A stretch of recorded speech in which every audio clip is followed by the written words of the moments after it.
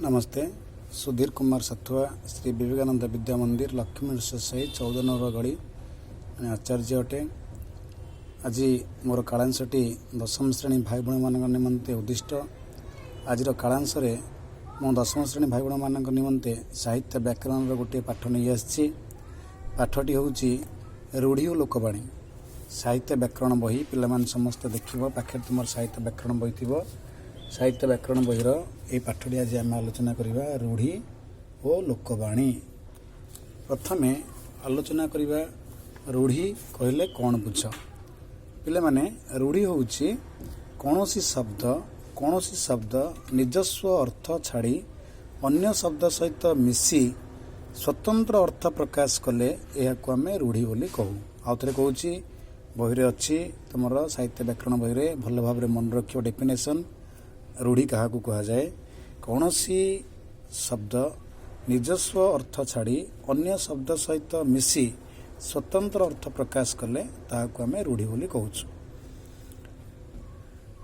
देखिए वर्तमान रूढ़ी को आम विभिन्न भाग में विभक्त करें। जमीती क्रियाहीन रूढ़ी एक हूँ क्रियाहीन रूढ़ी, दुई रही क्रियायुक्त रूढ़ी, तीन हूँ तुलनात्मक रूढ़ी। प्रथमे कहली रूढ़ी क्या कह जाए भल भाव बुझापी चेष्टा कर। कौन शब्द निजस्व अर्थ छाड़ी अन्य शब्द सहित मिसी कौन एक स्वतंत्र अर्थ प्रकाश कले ताहाकू रूढ़ी बोली कह जाए। आम रूढ़ी को तीन भाग व्यक्त करूँ। एक हूँ क्रियायुक्त रूढ़ी, दुई क्रियाहीन रूढ़ी, तीन तुलनात्मक रूढ़ी। प्रथमे आम क्रियाहीन रूढ़ी कहले कौन बुझा तार किसी उदाहरण आलोचना करवा। ये क्रियाहीन रूढ़ी कहले पद सहंती क्रियापदटा न थाए। ये जो क्रियापद न क्रियाहीन माने क्रिया को बाद दे जो रूढ़ी लिखाई ताकू क्रियाहीन रूढ़ी कह जाए। आम आलोचना कले आज बर्तमान आलोचना कर क्रियाहीन रूढ़ी। क्रियाहीन रूढ़ी कहले पद सहंती क्रियापद न थाए ताकू क्रियाहीन रूढ़ी कह जाए। एटा हूँ किसी उदाहरण देखा क्रियाहीन रूढ़ी। अंधर लौड़ी कहले असहायर सहाय। असहायर सहाय देख तुम ये क्रियाहीन रूढ़ी। क्रियाहीन रूढ़ी देख ये समस्ते ये जो तुमको आज बर्तमान देखा क्रियाहीन रूढ़ी। प्रथम उदाहरण तुमको कहली अंधर लौड़ी असहायर सहाय, ताकू लगे वाक्य गठन देती। क्रियाहीन रूढ़ी माने जो क्रिया नहीं। अंधर लौड़ी असहायर सहाय एटी क्रियार कौन एटा क्रियाहीन रूढ़ी आसव। श्रवण कुमार वृद्ध पितामाता अंधर लौड़ी थे अर्थात असहायर सहाय थे।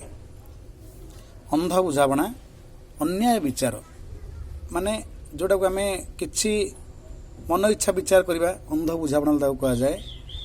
तापर अरण्य रोदन निष्फल प्रार्थना रावण निकट में सीतांकर आकुलता अरण्य रोदन रे परिणत होता। अलणा कथा मूल्यहीन कथा तांकर से अलणा कथा शुणा मोर बेल ना तुम जहाँ वाक्य लगेले हम किंतु रूढ़ीटा आसुव रूढ़ी अर्थ आसवनी अलणा कथा अर्थात मूल्यहीन कथा। आम बुझे मूल्यहीन कथा कौन से कही वाक्य बही देती से अलणा कथा शुणा मोर समय ना। मु कह गोटे वाक्य मत हो पार अलणा कथा लगे केमती कहीपर आम जे अजथा अलणा कथा आलोचना करवा कौन आवश्यकता ना।